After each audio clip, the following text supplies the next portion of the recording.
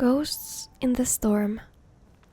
For many years now, I have traveled the length and breadth of Skyrim, writing of my experiences and my adventures.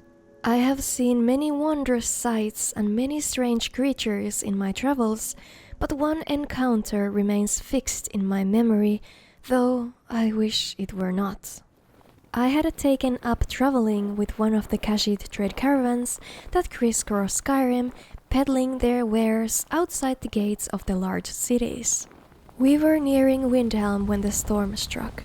It was a violent and terrible gale, one of the very worst I have seen in all my long years. The winds howled like all the Daedra of oblivion, and the driving snow made us blind to the world. Rizard called a halt, and we staggered from the road, our hands held over our faces to ward off the stinging pellets of ice. We huddled together in the shelter of a copse of pines. There was no hope of raising our tents. The wind would tear them from our hands the moment we unpacked them. They struck at the height of the storm. There were perhaps half a dozen of the creatures. It was difficult to say, as the blowing snow and the howling wind overwhelmed our sight and our hearing. They were roughly man-sized, but hunched over and ugly. For garments, they wore only rags and leathers. They were armed with daggers and swords of various kinds, no doubt scavenged from their previous victims. They had no noses to speak of, only long slits for nostrils. Their ears were sharply pointed, suggesting a distant kinship with the elves. With their pallid skin and lifeless black eyes, they seemed like something out of a nightmare. Bisha saw them first, but too late to save herself. So loud was her death cry, we heard it over the roaring winds. That cry saved us all. Alerted to the presence of our foes, the Khajiit drew their blades and formed a circle, facing outward. The white fiends were too few to surround us completely, and the Khajiit fended off each attack. After 3 of the snow devils had fallen, the rest fell back and did not come at us again. The storm abated, and we arrived in Windhelm the next morning. I have taken up residence in Candlehearth Hall, and I find I am quite comfortable behind the towering stone walls of the city. Comfortable, at least until I go to sleep and visions of those awful creatures return to haunt my dreams. Olaf and the Dragon. One of the most colorful legends in Nord folklore is the tale of Olaf One-Eye and Numinex. Long ago in the First Age, a fearsome dragon named Numinex ravaged the whole of Skyrim. The dreadful drake wiped out entire villages, burned cities and killed countless Nords. It seemed that no power in Tamriel could stop the monster. This was a troubled time in Skyrim's history, for a bitter war of succession raged between the holds. The Jarls might have been able to conquer the beast if they had worked together, but trust was in desperately short supply. A skillful warrior named Olaf came forward and promised to defeat the beast. In some accounts, he is the Jarl of Whiterun. In other versions of the legend, Olaf promises the people of Whiterun that he will capture the monster if they will name him Jarl.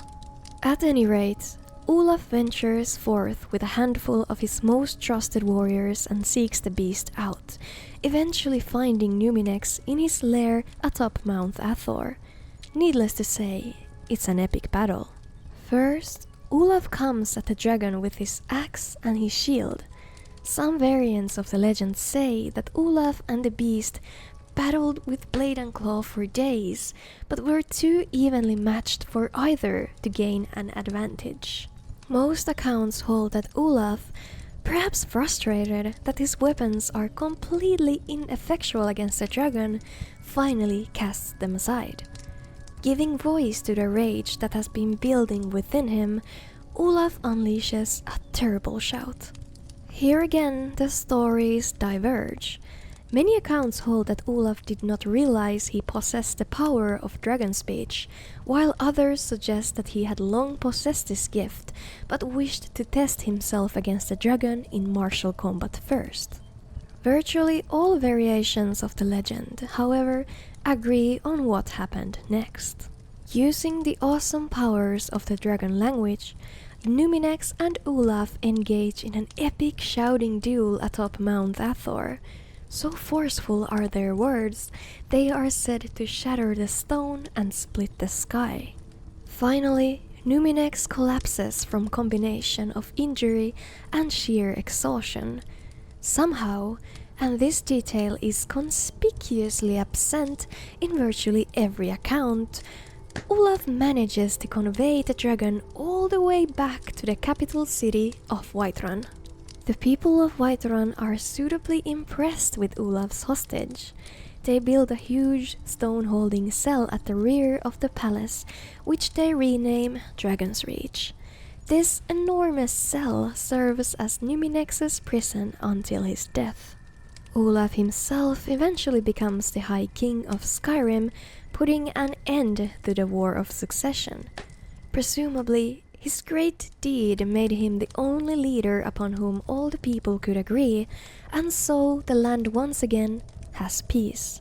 As a visitor to Skyrim, I find this tale both fascinating and highly entertaining. It is one of the most celebrated legends of the Nords, and one can easily understand why. It's a story of surpassing heroism in which a resourceful and worthy Nord does battle with a truly terrifying adversary and emerges victorious by yelling him into submission.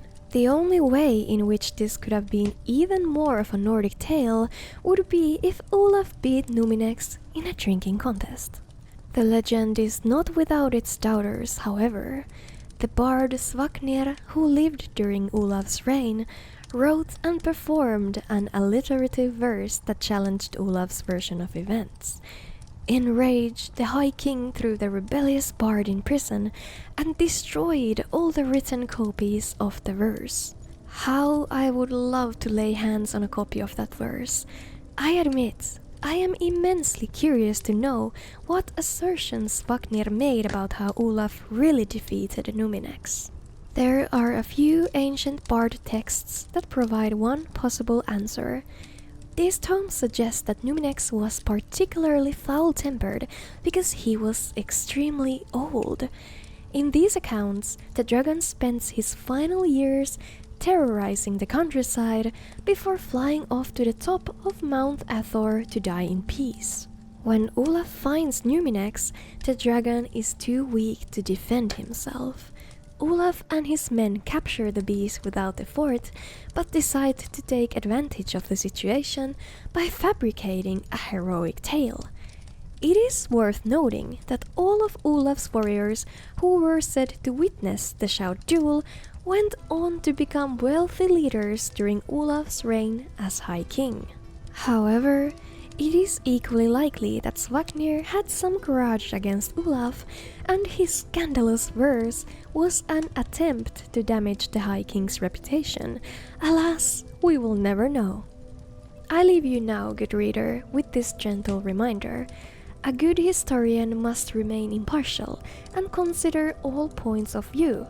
Time has a way of distorting our record of events, so the closer you can get to the original sources, the better.